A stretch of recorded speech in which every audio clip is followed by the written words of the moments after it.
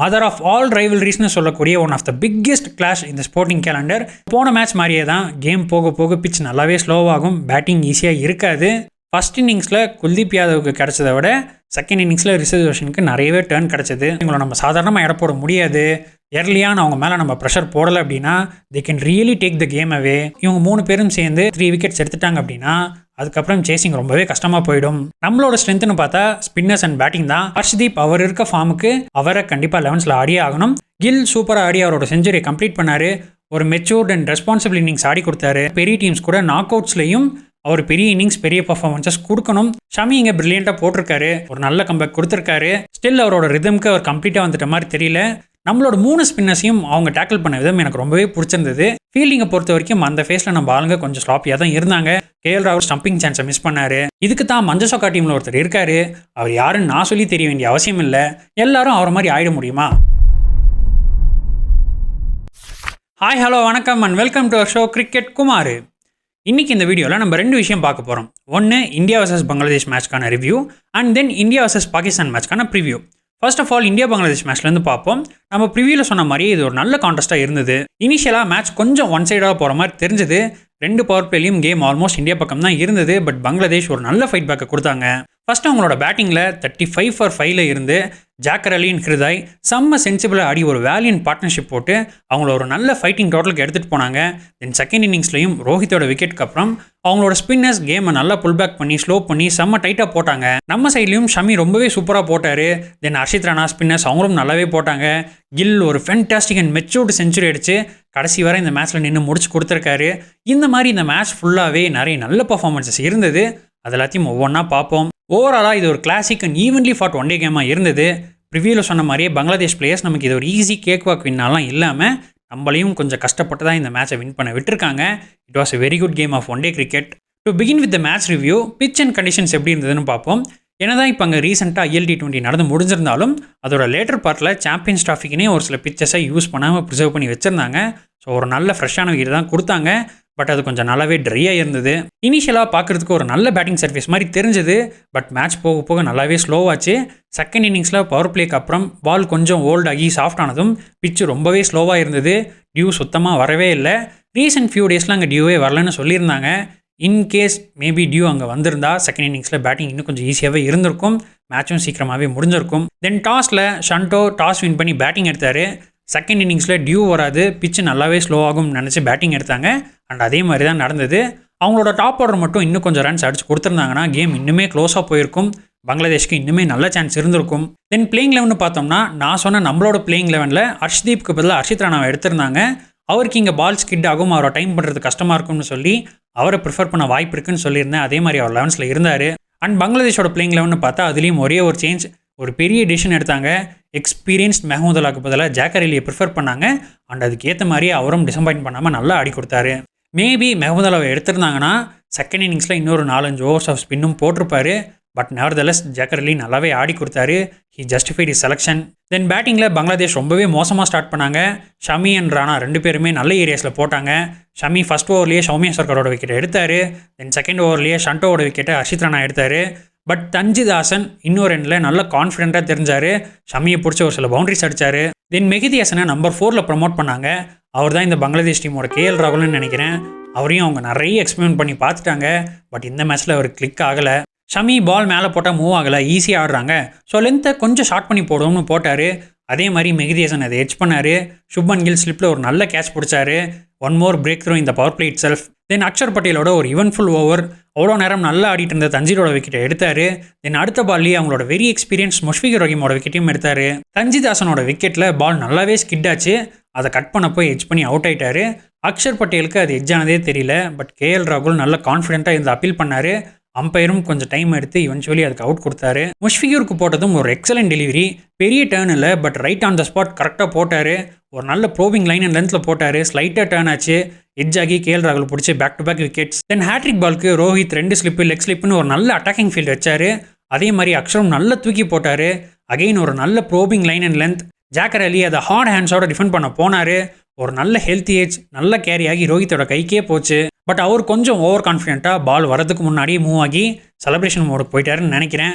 One of the easiest கேச்சஸை drop பண்ணி Akshar பட்டேலோட hat-trick சான்ஸை தவற விட்டுருக்காரு. அது பிடிச்சிருந்தா ரொம்பவே நல்லா இருந்திருக்கும். சாம்பியன்ஸ் ட்ராஃபி ஹிஸ்ட்ரியில் ஹேட்ரிக் எடுத்த செகண்ட் பிளேயர் அப்படின்ற ரெக்கார்டு அச்சீவ் பண்ணியிருக்கலாம். பட் அந்த சான்ஸை ரோஹித் சர்மா தவற விட்டார். அந்த ட்ராப்டு சான்ஸை இன்னுமே வருத்தப்பட வைக்கிற மாதிரி ஜாக்கர் அலி அதுக்கப்புறம் ரொம்பவே நல்லா ஆடினார். அவர் கூட ஹிருதாய் அவரும் சேர்ந்து ரொம்பவே சென்சிபிளான ஒரு பார்ட்னர்ஷிப்பை பில்ட் பண்ணாங்க. 35 for 5 இருந்தப்போ 100க்குள்ளேயே ஆல் அவுட் ஆயிடுவாங்க போலங்கிற மாதிரி இருந்தது. பட் இவங்க 2 பேரும் பங்களாதேஷோட இன்னிங்ஸை நல்லாவே எடுத்துகிட்டு போனாங்க, சூப்பராக பில்ட் பண்ணாங்க. அகெயின் நடுவில் 2 பேட்ஸ்மேனுக்கும் 2-3 சான்சஸ் வந்தது. ஃபீல்டிங்கை பொறுத்த வரைக்கும் அந்த ஃபேஸில் நம்ம ஆளுங்க கொஞ்சம் ஸ்லாப்பியாக தான் இருந்தாங்க. பாண்டியா ஒரு கேட்சை மிஸ் பண்ணார், கேஎல் ராகுலும் ஒரு ஸ்டம்பிங் சான்ஸை மிஸ் பண்ணார். இப்போ ரீசெண்ட் டைம்ஸில் கேஎல் ராகுல் ஸ்பின்னர்ஸ்க்கு விக்கெட் கீப் பண்ணுறப்போ கொஞ்சம் ஸ்ட்ரகிள் ஆகுறாரு. ஒரு சில வேரியேஷன்ஸை பிக் பண்ணுறப்போ கொஞ்சம் லோவாக வர பாலெல்லாம் கரெக்டாக கலெக்ட் பண்ண மாட்டேங்கிறாரு. அதில் he needs to work little bit. இந்த மாதிரி 2 பேட்ஸ்மேன் நல்ல பார்ட்னர்ஷிப்பில் போயிட்டு இருக்கப்போ கிடைக்கிற 1 or 2 சான்சஸையும் விக்கெட்ஸாக கன்வெர்ட் பண்ணணும். ஈவன் தோ அது ஹாஃப் சான்ஸாக இருந்தாலுமே அதை எக்ஸ்ட்ரா எஃபர்ட் போட்டு விக்கெட்ஸாக கன்வெர்ட் பண்ணும்போது தான் நம்ம டீமோட சக்ஸஸ் ரேட் இன்னுமே மேலே போகும். இதுக்கு தான் மஞ்சசோக்கா டீமில் ஒருத்தர் இருக்காரு. அவர் யாருன்னு நான் சொல்லி தெரிய வேண்டிய அவசியம் இல்லை. எல்லாரும் அவரை மாதிரி ஆயிட முடியுமா, அவரை மாதிரி ஃபாஸ்டஸ்ட் ஹேண்ட்ஸ் எல்லாருக்கும் இருக்குமா அப்படின்னு கமெண்ட்ரியில் சொல்கிற மாதிரிலாம் நான் சொல்ல மாட்டேன். கேஎல் ராகுலோட ஸ்டாண்டர்ட்ஸ்க்கு அதுவும் இன்டர்நேஷனல் லெவலில் குறிப்பாக ஐசிசி ஈவெண்ட்டில் இதெல்லாம் கன்வெர்ட் பண்ண வேண்டிய சான்சஸ். ரிவ்யூ எடுக்கிறப்போ ஒரு சில நல்ல இன்புட்ஸ் கொடுக்குறாரு. அது கூடிய அவரோட விக்கெட் கீப்பிங் ஸ்கில்ஸும் இன்னும் கொஞ்சம் இம்ப்ரூவ் பண்ணார்னா அது டீமுக்கு இன்னுமே அட்வான்டேஜாக பெனிஃபிஷியலாக இருக்கும். தென் ஹிருதாய் அண்ட் ஜாக்கர் அலி அவங்களுக்கு கிடைச்ச சான்ஸை நல்லாவே யூட்டிலைஸ் பண்ணாங்க. நம்மளோட 3 ஸ்பின்னர்ஸையும் அவங்க டேக்கிள் பண்ண விதம் எனக்கு ரொம்பவே பிடிச்சிருந்தது. யூஸ்வலாக ஸ்பின்னர்ஸோட லென்த்தை மாற்றணும், அவங்களோட ஸ்ட்ரென்த்தில் போட விடக்கூடாதுன்னு பேட்ஸ்மேன் அவங்கள அட்டாக் பண்ண தான் பார்ப்பாங்க. ஒன்றே ஸ்வீப் ஆடுவாங்க, இல்லைனா டவுன் த கிரவுண்ட் வந்து அடிக்க பார்ப்பாங்க. பால் கொஞ்சம் நின்று வரப்போ ஏதாவது தப்பு பண்ணி மாட்டிக்குவாங்க. பட் இவங்க 2 பேரும் லென்த் பாலை நல்லா அலோவ் பண்ணி அவங்க கிட்ட வர விட்டு பேக் ஃபுட்டில் நிறைய ஆடினாங்க. டாட்ஸ் ஆனாலும் பரவாயில்ல, நிறைய பால் அப்படியே ஆடினாங்க. ஃபைனல் தேர்ட் மணி ஏரியாஸில் நிறைய ஆடினாங்க. இவங்க இப்படி பேக் ஃபுட்டில் ஆடுறதுனாலே நம்ம ஸ்பின்னர்ஸ் அவங்களோட லென்த்தை மாற்றி கொஞ்சம் மேலே போட வேண்டியதாக போச்சு. அப்படி மேலே போட்ட பாலை அப்பப்போ பவுண்டரிஸாக கன்வெர்ட் பண்ணாங்க, நல்ல ஸ்ட்ரைக் ரொட்டேட் பண்ணாங்க. ஒரு well played, well batted and well made 154 runs partnership of 206 balls. ஒரு மோசமான ஸ்டார்ட்லேருந்து கிட்டத்தட்ட 35 overs விக்கெட்டே விடாமல் ஒரு நல்ல பொசிஷனுக்கு அவங்கள எடுத்துகிட்டு போனாங்க. அதுவும் அக்ஷர், ஜட்டு, குல்தீப்னு இந்த 3 ஸ்பின்னர்ஸையும் ஆடி மிடில் ஓவர்ஸில் நல்லா தாக்கு பிடிச்சி 43வது ஓவர் வரைக்கும் மேட்சை எடுத்துகிட்டு போயிட்டாங்க. அவங்களோட இந்த கிரிட்டி நாக் அண்ட் பார்ட்னர்ஷிப்பை even though as an opponent நம்ம பாராட்டியே ஆகணும். தென் ஒரு நல்ல slower cutter from Shami. Jaker Ali 68 ரன்ஸில் அவுட் ஆகிட்டார். இன்னொரு எண்டில் தௌஹீத் ஹிருதாய் அவரோட மெய்டன் ஓடி செஞ்சுரியை கம்ப்ளீட் பண்ணார். ரொம்பவே கஷ்டப்பட்டு போராடி அங்கேருந்த ஹாட் அண்ட் ஹியூமிட் கண்டிஷன்ஸில் ஆல்மோஸ்ட் 44 overs ஆடி டயர்டாகி நிறைய கிராம்ஸ் வந்து அது எல்லாத்தையும் பேட்டில் அவுட் பண்ணி கடைசியில் ஒன்றொன்னாவே தட்டி அவர் ஒரு செஞ்சுரியை கம்ப்ளீட் பண்ணார். ஒரு well made 100, lots of appreciations to him as well. Then Rishad Hossain ஒரு சின்ன கேமி ஆடிட்டு போனார். Rest of the Bangladesh bowlers பெருசாக ரன்ஸ் ஆட் பண்ண முடியல, 228 runs கால் அவுட் ஆனாங்க. ஷமி இங்கே பிரில்லியண்ட்டாக போட்டிருக்காரு. நிறைய ஸ்லோவர் பால்ஸை மிக்ஸ்அப் பண்ணி போட்டு ஒரு நல்ல 5 wicket haul, ஒரு நல்ல கம்பேக் கொடுத்துருக்காரு. பவர் பிளேயில் நல்லாவே ஸ்டார்ட் பண்ணார், ஒரு சில பவுண்டரிஸ் கன்சிட் பண்ணார். பட் தென் டெத் ஓவர்ஸில் நல்லாவே போட்டு பேக் டு பேக் விக்கெட்ஸ் எடுத்திருக்காரு. ஸ்டில் அவரோட ரிதம்க்கு அவர் கம்ப்ளீட்டாக வந்துட்ட மாதிரி தெரியல. பட் இந்த கேம் அவருக்கு நிறைய கான்ஃபிடன்ஸ் அண்ட் மோட்டிவேஷனை கண்டிப்பாக கொடுக்கும். Hope he'll get better as the tournament progresses. தென் ஹர்ஷித் ராணா அவரும் நல்லா போட்டிருக்காரு. 3 for 31. இங்கிலாந்து சீரீஸில் எடுத்த மாதிரி மிடில் ஓவர்ஸில் பிரேக் த்ரூ கொடுக்க முடியலனாலும் இங்கே டெத் ஓவர்ஸில் நல்லாவே போட்டிருக்காரு, எக்கனாமிக்கலாக போட்டிருக்காரு. அதுவும் ஒரு நல்ல விஷயம். தென் ஸ்பின்னர்ஸ் அன்ஃபார்ச்சுனேட்லி இந்த கேமில் மிடில் ஓவர்ஸில் விக்கெட்ஸ் எடுக்க முடியாமல் போச்சு. அவங்க ஒரு சில சான்சஸ் கிரியேட் பண்ணாங்க, but unfortunately they couldn't make it count. அந்த டைமில் பிச்சும் ஓரளவுக்கு நல்லாவே இருந்தது. செகண்ட் இன்னிங்ஸ் மாதிரி நிறைய டேர்னோ இல்லை ரொம்ப ஸ்லோவாகவோ இல்லாமல் தான் இருந்தது. அதுலேயும் நிறைய டாட்ஸ் அண்ட் டைட்டான ஓவர்ஸ் போட்டிருக்காங்க. 22 overs 123 runs ஃபார் 2 wickets. அவங்களோட பவுலிங் ஸ்டாண்டர்ட்ஸை பொறுத்த வரைக்கும் இது ரொம்பவே டீசெண்டான நார்மலான ஒரு பவுலிங் தான். But the credit has to be given to Hridoy and Jaker Ali. Then சேசிங்கில் நியூ பால் நான் எதிர்பார்த்த மாதிரி கொஞ்சம் ஆட்டம் காட்டுச்சு. ரோஹித் சர்மாவுக்கு செகண்ட் ஓவரில் பாலை டைம் பண்ணவே முடியல. பட் அதுக்கப்புறம் he just took the bowlers on. அவர் எப்போதும் போல் பவர் பிளேயை மேக்ஸிமைஸ் பண்ணுற மாதிரி இங்கேயும் நல்லா ஆடி பவுண்டரிஸாக அடிச்சு கொடுத்தாரு. ஃபீல்டில் நல்லா மேனிப்புலேட் பண்ணி ஆடினார், நல்ல ஸ்டார்ட் கொடுத்தாரு. இன்னொரு எண்டில் கில் எப்போதும் போல் ஸ்லோவாக வாட்ச்ஃபுல்லாக ஸ்டார்ட் பண்ணார். அதுக்கப்புறம் அவரும் அட்டாக் பண்ண ஸ்டார்ட் பண்ணார். தஞ்சி மாசனோட ஓவரில் அவரோட அந்த ஃபேவரட் ஷார்ட் ஆம் புல்லில் 98 மீட்டர்ஸ்க்கு 6 அடித்தார். Not an easy shot to play. சூப்பராக அடித்தார். ஒன்ஸ் அகைன் 2 பேரும் ஒரு நல்ல ஓப்பனிங் பார்ட்னர்ஷிப்பை கொடுத்தாங்க.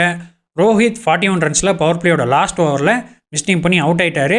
அந்த பாலில் கொஞ்சம் எக்ஸ்ட்ரா பவுன்ஸ் லைட்டாக பாப் ஆன மாதிரி இருந்தது. ரோஹித் ஸ்டில் கவர்ஸ் மேலே போக பார்த்தாரு, சர்க்கிளேஜ்லேயே மாட்டிக்கிட்டாரு. பவர் பிளேயில் நியூ பால் நல்லாவே ஸ்கிட் ஆச்சு, பேட்டிங் நல்லாவே வந்தது. அதை பக்காவை யூட்டிலைஸ் பண்ணி 69 runs ஆட் பண்ணாங்க. பட் அதுக்கப்புறம் 11th ஓவருக்கு அப்புறம் பால் கொஞ்சம் சாஃப்டாகி பிச்சும் நல்லாவே ஸ்லோவாகி ஸ்பின்னர்ஸ் ஆடுறது ரொம்பவே கஷ்டமாக இருந்தது. போத் கில் அண்ட் கோலி அவங்களோட டைம் எடுத்து நல்லா அடாப்ட் ஆனாங்க, சிங்கிள்ஸ் ரொட்டேட் பண்ணாங்க, அவங்களும் ஒரு நல்ல பார்ட்னர்ஷிப்பை பில்ட் பண்ணாங்க. கோலி கட்டாட போய் பாயிண்டில் அவுட் ஆனார். அந்த பால் கொஞ்சம் டேர்ன் ஆச்சு, டோ எண்டில் போட்டு ஸ்ட்ரைட்டாக ஃபீல்டர் கைக்கே போச்சு. ஃபர்ஸ்ட் இன்னிங்ஸில் குல்தீப் யாதவுக்கு கிடச்சதை விட செகண்ட் இன்னிங்ஸில் ரிஷப் ரோஷனுக்கு நிறையவே டேர்ன் கிடச்சிது. தென் ஸ்ரேயஸ் ஐயர் அவரும் கண்டிஷன்ஸ்க்கு ஏற்ற மாதிரி நல்லா தான் ஸ்டார்ட் பண்ணார். ஃபிஸ் வந்ததும் அவரை அட்டாக் பண்ண போய் கட்டரை பிக் பண்ணாமல் அவரும் அவுட் ஆயிட்டார். தென் அக்ஷர் பட்டேல் நம்பர் 5ல் வந்தார், ஒரு பியூட்டிஃபுல் புல் ஷாட் அடித்தார். பட் லெக் ஸ்பின்னர் அட்டாக் பண்ண போய் அவரும் மாட்டிக்கிட்டார். 144 for 4 in 30.1 overs. கேம் ஒரு மாதிரி ஸ்லோவாக தான் போயிட்டு இருந்தது. தென் ராகுல் கில் கூட சேர்ந்து அவரும் கொஞ்சம் ஸ்லோவாக தான் ஸ்டார்ட் பண்ணார். 2 பேரும் சேர்ந்து இன்னொரு பார்ட்னர்ஷிப்பை பில்ட் பண்ணாங்க. கில் சூப்பராக ஆடி அவரோட செஞ்சுரியை கம்ப்ளீட் பண்ணார்.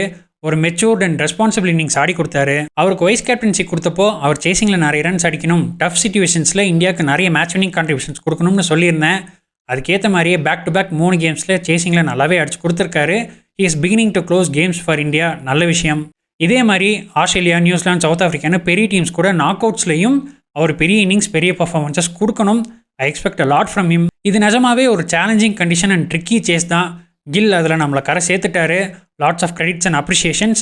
He should continue to do a lot more of this. Then KL அவரும் நல்லா ஆடி 41 ரன்ஸ் அடித்து 6ஓட இந்த மேட்ச் முடிச்சு வச்சாரு. அவரோட ஒரு கேட்சையும் ட்ராப் பண்ணாங்க and he made them pay for it. 46th over வரைக்கும் இந்த சேஸ் போச்சு. பங்களாதேஷோட டாப் ஆர்டர் ஒரு 20-30 ரன்ஸ் ஆட் பண்ணியிருந்தாங்கன்னா match down to the wire last ball வரைக்கும் போயிருக்கும். At the end of it நான் முன்னாடியே சொன்ன மாதிரி இது ஒரு நல்ல ஓடிய கேம். 2 டீமும் 2 இன்னிங்ஸ்லையும் நல்லா ஃபைட் பண்ணாங்க. இந்தியா இந்த சாம்பியன்ஸ் ட்ராஃபியை ஒரு நல்ல வினோட தொடங்கியிருக்காங்க. இனி அடுத்த 2 கேம்ஸுமே டஃப் கேம்ஸ், டஃபர் ஆப்போசிஷன்ஸ். பங்களாதேஷும் இந்த கேமில் லேசப்பட்ட டீம் மாதிரிலாம் ஆடலை, அவங்களும் நல்லாவே டஃப் கொடுத்தாங்க. With the due respect to them, இது ஒரு மச் நீடட் வின் நமக்கு. இந்த கேமில் நிறைய பாசிட்டிவ்ஸ் இருந்தாலும் அந்த மிடில் ஓவர்ஸில் ஃபீல்டிங்கில் கொஞ்சம் லெத்தாஜிக்காக இல்லாமல் இருந்திருந்தால் இன்னுமே பெட்டராக இருந்திருக்கும். அண்ட் இப்போது India versus Pakistan, mother of all ரைவல்ரிஸ்னு சொல்லக்கூடிய one of the biggest clash இந்த ஸ்போர்ட்டிங் கேலண்டர். இந்த வருஷத்தோட மார்க்கி ஈவெண்ட்டான சாம்பியன்ஸ் ட்ராஃபியோட marquee game India versus Pakistan. இந்த கிளாஷ்க்கு, இந்த ரைவல்ரிக்கு ஆல்ரெடி நிறைய background, past victories and defeats, அதுக்கான ரிவெஞ்சஸ்னு பல விஷயங்கள் இருந்தாலும் இதை இன்னுமே ஸ்பைஸ் அப் பண்ணுற மாதிரி, விறுவிறுப்பை கூட்டுற மாதிரி பாகிஸ்தானுக்கு இது ஒரு virtual knock out game and ஒரு டூ ஆர் டே கேம். இந்தியாவுக்கும் இந்த மேட்சை வின் பண்ணிட்டா ஆல்மோஸ்ட் செமிஃபைனல் ஸ்பாட் கன்ஃபார்ம் ஆகிடும். பாகிஸ்தான் நியூசிலாந்து கிட்ட சந்தித்த தோல்விக்கு அப்புறம் இந்த டோர்னமெண்ட்டில் அவங்க தொடர்ந்து அலைவாக இருக்கிறதுக்கு சண்டே கண்டிப்பாக இந்தியாவை பீட் பண்ணி ஆகணும். ஸோ இது ஒரு yet another classic and exciting India versus Pakistan கிளாஷாக இருக்க போகுது, அதில் டவுட்டே இல்லை. அகைன் இந்த மேட்சும் துபாயில் தான் ஆட போகிறாங்க. கண்டிஷன்ஸ் பற்றி ஆல்ரெடி போன வீடியோலேயே சொல்லியிருந்தேன். பட் அதில் ஒரே ஒரு சின்ன சேஞ்ச் என்னென்னா, இங்கே டியூ வரதுக்கான வாய்ப்பு இல்லைன்னு நினைக்கிறேன். இந்தியா பங்களாதேஷ் மேட்ச்சில் சுத்தமாக டியூவே வரலை. ரீசெண்ட் ஃபியூ வீக்ஸ்லையும் இங்கே சுத்தமாக டியூவே வரலன்னு கியூரேட்டர் சொல்லியிருக்காங்க. ஸோ போன மேட்ச் மாதிரியே தான் கேம் போக போக பிச் நல்லாவே ஸ்லோவாகும், பேட்டிங் ஈஸியாக இருக்காது. சண்டேக்கான வெதர் ஃபோர்காஸ்ட்டுமே பார்த்தா நைட் டைமில் க்ளவுடியாக இருக்கத்தான் வாய்ப்பு இருக்குது. ஸோ டியூ வரதுக்கான வாய்ப்பு ரொம்ப ரொம்ப கம்மி.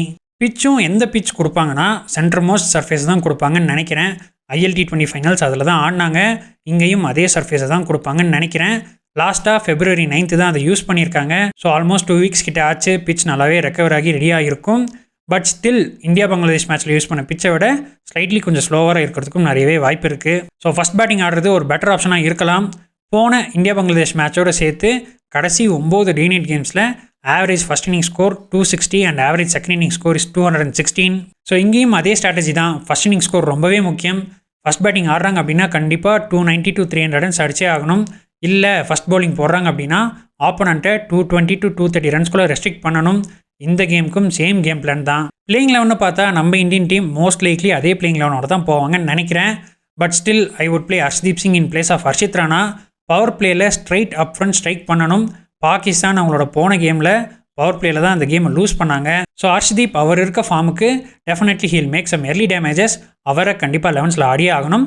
ஹர்ஷித் ராணாவும் நல்லா தான் போட்டிருக்காரு, எக்கனாமிக்கலாக போட்டிருக்காரு. But he didn't look so threatening. Harshdeep சிங்க்கு இந்த பாகிஸ்தானி பேட்டர்ஸ்க்கு எப்படி போடணும்னு ஒரு ஐடியாவும் எக்ஸ்பீரியன்ஸும் இருக்கும்.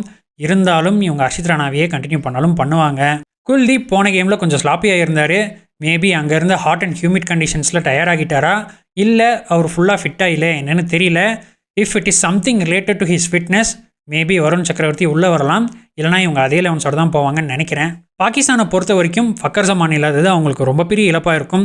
அன்ஃபார்ச்சுனேட்லி இன்ஜூர் ஆகி சாம்பியன்ஸ் ட்ராஃபிலேருந்து ரூல்ட் அவுட் ஆகிட்டார். இமாம் உல்லக்க அவருக்கு ரிப்ளேஸ்மெண்ட்டாக நேம் பண்ணியிருக்காங்க. ஸோ அவங்களோட பிளேயிங் லெவன்னு பார்த்தா Saud Shakeel to open with either Babar Azam or Imam Ul Haq. இமாம் உல்லக் 2023 ODI வேர்ல்ட் கப்க்கு அப்புறம் ODIs ஆடலை. ஸோ அவரை 11ல் கன்சிடர் பண்ண போகிறாங்களா இல்லை கம்ரான் குலமை கொண்டு வர போகிறாங்களா என்னன்னு தெரியலை. சப்போஸ் இமாம் உலக் ஆடலை அப்படின்னா Kamran Ghulam can come in at number 3 and then number 4ல் முகமது ரிஸ்வான், நம்பர் 5ல் சல்மான் அலி ஆகா, நம்பர் 6ல் தாயிப் தாஹிர், நம்பர் 7ல் குஷ்தில் ஷா, அதுக்கப்புறம் அவங்களோட 3 fast bowlers Shaheen Shah Afridi, Naseem Shah and Haris Rauf. Then number 11ல் அவங்களோட மிஸ்ட்ரி ஸ்பின்னர் வருண் சக்கரவர்த்தி மாதிரியே ஓடி வந்து போடக்கூடிய அப்ரார் அகமது. இதுதான் பாகிஸ்தானோட ப்ராபபிள் பிளேயிங் 11 இருக்கும். நியூசிலாந்து கூட நல்லா தான் ஸ்டார்ட் பண்ணாங்க. But Young and Latham took the game away. Death ஓவர்ஸில் கிளென் ஃபிலிப்ஸ் வந்து ஒரு சின்டிலேட்டிங் பவர் ரேட்டிங்கை காமிச்சு ஒரு மேசிவ் டார்கெட்டை போஸ்ட் பண்ணாங்க. அந்த score board pressure and power player ரொம்ப டிஃபென்சிவாக இருந்தாங்க. 22 ரன்ஸ் தான் அடிச்சிருந்தாங்க. ஃபக்கர் ஜமானையும் ஓப்பன் பண்ண முடியாமல் ரொம்பவே கஷ்டப்பட்டாங்க. But of late Salman Ali ஆகா வந்து அவர் கொஞ்சம் ரன்ஸ் அடிச்சு கொடுத்தாரு. பின்னாடி வந்து குஷ்தில் ஷா அவரும் ஒரு 69 ரன்ஸ் அடித்தார். தென் பாபர் அசாம் அவர் தட்டியே ஒரு 64 ரன்ஸ் அடித்தார். இதெல்லாம் நாங்களும் தான் மேட்ச்சில் பார்த்தோமே, எங்களுக்கே நல்லா தெரியும். இப்போ ஏன் ப்ரோ இந்த மேட்ச்க்கு ரிவ்யூ கொடுத்துட்ருக்கீங்க அப்படின்னு ஒரு சிலர் கேட்கலாம். இதெல்லாம் நான் ஏன் சொல்கிறேன்னா, பாகிஸ்தான் கிட்டேயும் பேட்டிங் பவர் இருக்குது. சப்போஸ் பவர் பிளேயில் அவங்க ஒரு 40 to 50 ரன்ஸ் அடிச்சிருந்தாங்கன்னா சேசிங் பாகிஸ்தான் பக்கம் போயிருக்கிறதுக்கு நிறையவே வாய்ப்பு இருக்குது. ஸோ இவங்களை நம்ம சாதாரணமாக எடை போட முடியாது. எர்லியான அவங்க மேலே நம்ம ப்ரெஷர் போடலை அப்படின்னா they can really take the game away. So இங்கே இந்த மேட்ச்சில் கேம் பிளான் என்னவா இருக்கணும்னா, டாஸ் வின் பண்ணி பேட்டிங் எடுத்து நியூசிலாந்து மாதிரியே க்ளோஸ் டு 300 ஒரு நல்ல டார்கெட் போஸ்ட் பண்ணணும். அதுக்கப்புறம் செகண்ட் இன்னிங்ஸில் அந்த ஸ்கோர் போர்ட் ப்ரெஷரோட நம்ம 3 ஸ்பின்னர்ஸையும் வச்சு ப்ரெஷர் போட்டு அவங்கள தப்பு பண்ண வச்சு அந்த ஸ்கோரை டிஃபெண்ட் பண்ணணும். ஏன் அப்படி சொல்கிறேன்னா, சப்போஸ் அவங்க ஃபஸ்ட் பேட்டிங் ஆடி ஒரு 250 to 260 runs which is a par score ஆடிட்டாங்க அப்படின்னா அதுக்கப்புறம் அவங்ககிட்ட 3 high quality highly skilled fast bowlers இருக்காங்க. நைட் டைமில் பிச் என்னதான் ஸ்லோவானாலும் நியூ பால் நல்லாவே ஸ்கிட் ஆகும். ஷாயின் அஃப்ரிடி அண்ட் நஷீம் ஷா 2 பேருமே they can do a lot of damages இந்த பவர் பிளே. அதுக்கப்புறம் ஹாரிஸ் ராஃப் வருவார், அவரும் கொஞ்சம் டேஞ்சர் தான். சப்போஸ் இவங்க 3 பேரும் சேர்ந்து ஃபஸ்ட்டு 12 ஓவர்ஸில் ஒரு 3 விக்கெட்ஸ் எடுத்துட்டாங்க அப்படின்னா அதுக்கப்புறம் சேசிங் ரொம்பவே கஷ்டமாக போயிடும். தென் அதுக்கப்புறம் அப்ரார் அகமது வருவார். அவர் இது வரைக்கும் நம்ம ஆடினது கிடையாது. போன மேட்ச்சில் கன்வென்ஷனல் லெக் ஸ்பின்னர் ரிஷத் ஹுசைனே அவ்வளோ நல்லா போட்டிருக்காரு. ஸோ ஒரு மிஸ்ட்ரி ஸ்பின்னர் கிட்ட சேசிங்கில் அதுவும் பிச்சு ஸ்லோவாக இருக்கப்போ மாட்டிக்கிறது இன்னுமே டேஞ்சராக போயிடும். So bat first, put runs on the board and try to defend the total. இல்லை சப்போஸ் பாகிஸ்தான் ஃபஸ்ட் பேட்டிங் ஆடுறாங்க அப்படின்னா அவங்கள 200 to 210 ரெஸ்ட்ரிக்ட் பண்ண பார்க்கணும். அதர்வைஸ் மேட்ச் எப்படி வேணால் போகலாம். இங்கே யாருக்கு ஏஜ் அண்ட் அட்வான்டேஜ் இருக்குன்னு பார்த்தா நான் இது ஒரு 50-50 கேம்னு தான் சொல்லுவேன். டாப் ஆர்டரில் ஃபக்கர் ஜமான் இல்லாதது பாகிஸ்தானுக்கு ஒரு மிகப்பெரிய லாஸாக இருந்தாலும் ஸ்டில் பாபர், ரிஸ்வான், ஷவுத் சக்கீல், சல்மான் அலி சாகா, குஷ்தில் ஷான்னு நிறைய பேர் இருக்காங்க. பவுலிங்லையும் இங்கே துபாயில் ஃபாஸ்ட் பவுலர்ஸ் தான் நிறைய விக்கெட்ஸ் எடுத்திருக்காங்க. நம்மளோட ஃபாஸ்ட் பவுலிங் யூனிட்டை கம்பேர் பண்ணுறப்போ பாகிஸ்தானோட ஃபாஸ்ட் பவுலிங் யூனிட் நல்லாவே இருக்குது. நம்மளோட ஸ்ட்ரென்த்னு பார்த்தா ஸ்பின்னர்ஸ் அண்ட் பேட்டிங் தான். பட் அதுவுமே இட் கேன் பி டெஸ்டட் அப்படிங்கிறனால இதை நான் ஒரு 50-50 கான்டெஸ்ட்டாக தான் பார்க்குறேன். பவர் பிளேலையும் பங்களாதேஷ் கூட கிடச்ச அதே ஸ்டார்ட்டிங் நம்ம எதிர்பார்க்க முடியாது. கொஞ்சம் கேர்ஃபுல்லாக வாட்ச்ஃபுல்லாக தான் ஸ்டார்ட் பண்ண வேண்டியதாக இருக்கும். அதே மாதிரி நம்மளோட பவுலர்ஸும் எர்லியான அவங்க மேலே ப்ரெஷர் போடணும். பார்ட்னர்ஷிப்ஸ் பில்ட் ஆகாமல் பார்த்துக்கணும். பாபர் அண்ட் ரிஸ்வானோட விக்கெட்ஸ் இங்கே ரொம்பவே க்ரூஷியலாக இருக்க போகுது. ஸோ ஓவராலாக 3 டிபார்ட்மெண்ட்லேயும் யார் பெட்டர் கிரிக்கெட் ஆடுறாங்களோ அவங்க தான் இந்த கேமை வின் பண்ண போகிறாங்க. Let us wait and watch. Pakistan இந்த டோர்னமெண்ட்டில் கண்டினியூ பண்ண போகிறாங்களா இல்லை துபாயிலேயே நாக் அவுட் ஆகுறாங்களா? 2017 ஃபைனல்ஸ்க்கு ரோஹித் சர்மா அண்ட் கோ ஒரு பர்ஃபெக்ட் ரிவெஞ்ச் எடுப்பாங்களா? என்ன பண்ணுறாங்க, எப்படி பண்ணுறாங்கன்னு பார்ப்போம். அண்ட் இதோட இந்த வீடியோ நான் முடிச்சுக்கிறேன் நண்பர்களே. இந்த வீடியோ பற்றின உங்களோட கருத்துக்கள், இந்த இந்தியா பாகிஸ்தான் மேட்ச்க்கான உங்களோட ப்ரெடிக்ஷன், பிளேயிங் 11, அப்புறம் இந்த வீடியோவில் நான் ஏதாவது பாயிண்ட்ஸை மிஸ் பண்ணியிருக்கேன் அப்படின்னு நீங்கள் ஃபீல் பண்ணிங்கன்னா அது எல்லாத்தையும் மறக்காமல் கமெண்ட்ஸில் சொல்லுங்கள். மீண்டும் அடுத்த வீடியோவில் சந்திப்போம். அதுவரை நான் உங்கள் கேகே. இது உங்கள் கிரிக்கெட் குமார்.